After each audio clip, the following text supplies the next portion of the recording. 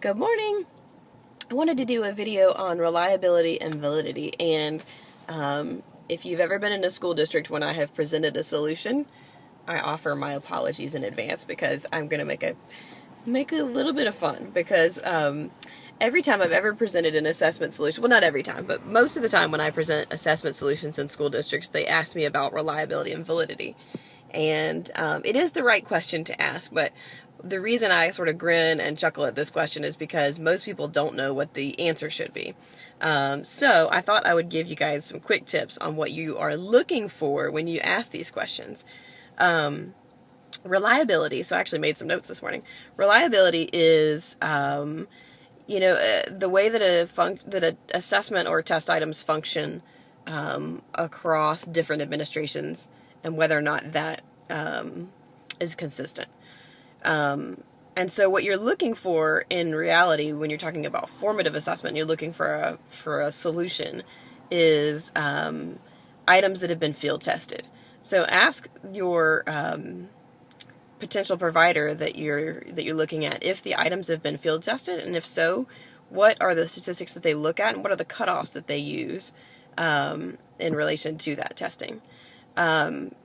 You can have test reliability also, but it's pretty rare, especially in the formative world.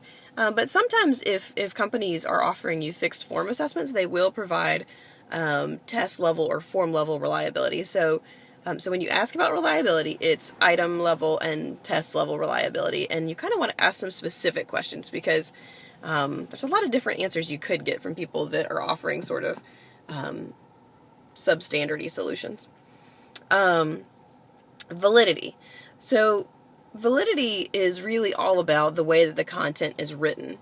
And so what you want to ask about when you ask about validity is really about how is the content written? Who writes the content? Is it written by people who specialize in that grade and subject area and have taught it in the classroom before?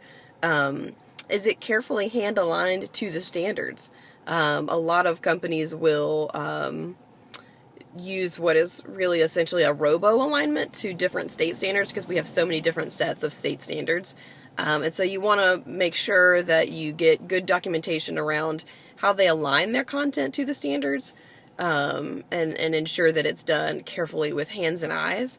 Because when you robo-align something, it just takes the word fraction from the content standard and the word fraction from a assessment item and slaps them together, and a lot of times that does not have good validity. Those are not things that are actually related. They just happen to contain enough similar words to meet the algorithm that's doing the robo alignment. The other piece of content is there's a lot of different terms for it. I like the term ecological validity, and what that means is that the items and the assessment mimic the real world, and so you want to make sure that when you're looking at different types of assessment questions like science standards and math standards, and really every type of standard, that you're asking the questions in a way that mimic the way that information would be used in the real world. So you want to make sure that they are written with real world contexts in mind. And that's a tough thing to judge. I think the best way to judge that is probably to get a sample set of items and have a look at them and pass them out to the people that teach those grades and subjects to help you make that assessment. So those are the basics of reliability and validity.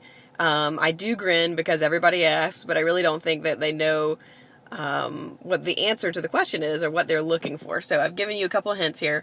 What you're looking for is field testing of items, test level reliability, if there is any, and that only even makes sense if you're buying fixed form assessments. If you're not buying fixed form assessments, test level reliability is not something you can really ask for.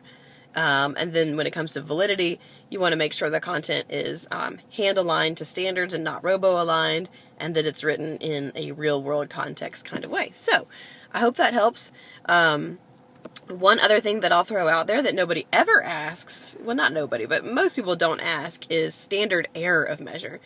So next time you have the opportunity to evaluate an assessment solution, ask them what their standard error of measure is, because that will really tell you a lot about the caliber of their assessments and also the caliber of the person who's selling it to you and their ability to answer that question or not. So there's a little secret trick.